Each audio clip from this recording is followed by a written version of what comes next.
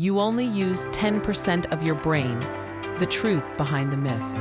You've probably heard it 100 times.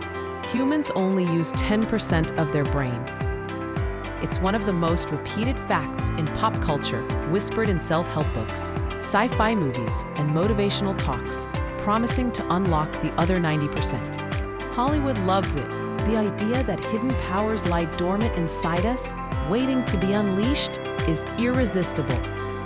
But what if I told you it's completely false? Today, we're busting one of the biggest neuroscience myths of all time. Where the 10% myth came from, why it spread, and what modern brain science actually shows about how we really use our minds. No one knows the exact moment this myth was born, but its roots stretch back over a century to the early days of brain science, when we knew shockingly little about what the brain did. In the early 1900s, psychologists like William James, often called the father of American psychology, wrote that most of us make use of only a small part of our possible mental and physical resources. He wasn't talking about literal brain percentages, he meant potential. But journalists and public speakers took the idea and ran with it. Over time, we use only a small part of our potential, transformed into we use only 10% of our brain.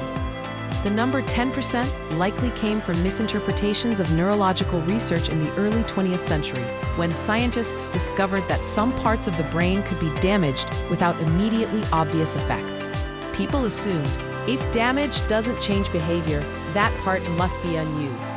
But what they didn't know was that the brain is incredibly redundant and interconnected, which means that other regions can temporarily compensate when one is injured. So, a misquote, a misunderstanding, and a sprinkle of pseudoscience combined into a myth that spread like wildfire. And then came Hollywood. Movies turned the 10% idea into a storytelling engine, a reason to imagine unlocking psychic powers, superintelligence, or telekinesis. It became too cinematic to die. So what's the real story? Modern neuroscience gives us a much clearer picture, and it looks nothing like the 10% myth. Brain imaging. The proof is in the scans. When scientists first developed fMRI, functional magnetic resonance imaging, and PET, positron emission tomography scans, they finally saw what was happening inside a living brain. When you talk, read, move, listen, imagine, or even rest, activity appears across multiple areas. There's no single moment when 90% of your brain is silent. Even in sleep, huge portions of the brain remain active, coordinating memories, breathing, heart rate, and body movement. If we truly used only 10% of our brain, the other 90% could be removed without consequence. Yet even tiny brain injuries can cause major impairments in speech, balance, memory, or personality. That alone proves every part serves a purpose. The brain is an energy hog. The brain makes up only about 2% of body weight, but uses roughly 20% of your body's energy, even at rest. That's not the profile of an organ that sits around doing nothing 90% of the time. Your brain is a full-time powerhouse, always processing, predicting, and adjusting. Different tasks, different regions. Every region of the brain has specialized roles, but they all talk to each other constantly.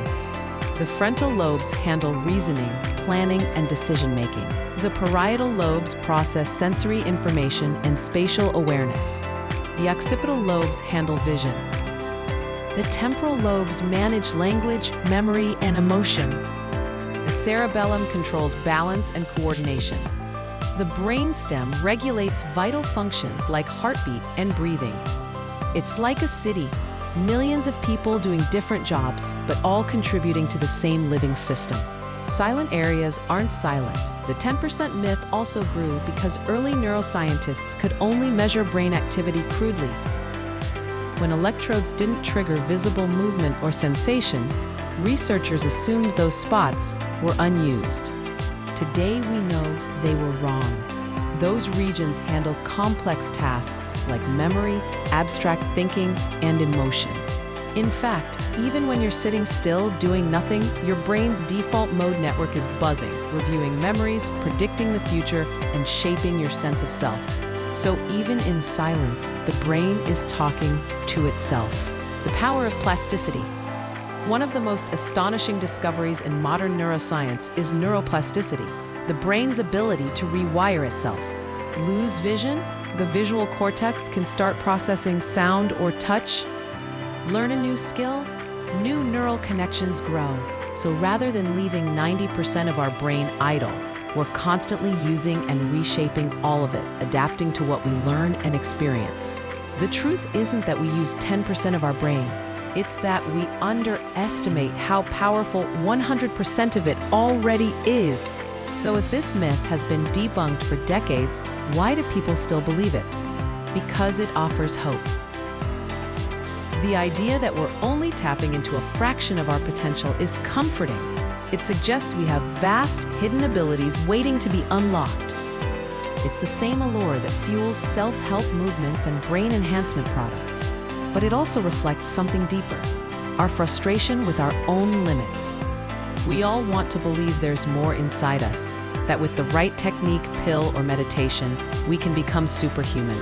And while there's no secret 90% waiting to be unlocked, there is untapped potential, not in the structure of the brain, but in how we train it. Learning new skills strengthens connections. Regular exercise boosts blood flow and memory. Meditation increases gray matter density in areas tied to attention and emotion. In other words, the other 90% isn't a physical part of the brain. It's the untapped possibility of what we can do with it. The 10% myth sells us short. You don't have a lazy brain waiting to wake up. You have an active, brilliant system that never truly rests. Every thought, dream, heartbeat, and decision, even when you're asleep, relies on countless neurons firing in harmony. We don't use 10% of our brain. We use all of it all the time. What we sometimes fail to use is its full potential for creativity, compassion, and learning. So the next time someone says, you only use 10% of your brain, you can smile and say, no, I'm using 100% right now, just maybe not wisely. Remember, myths make us wonder, science helps us understand. I'm Dee Dee, and this has been Betcha Didn't Know.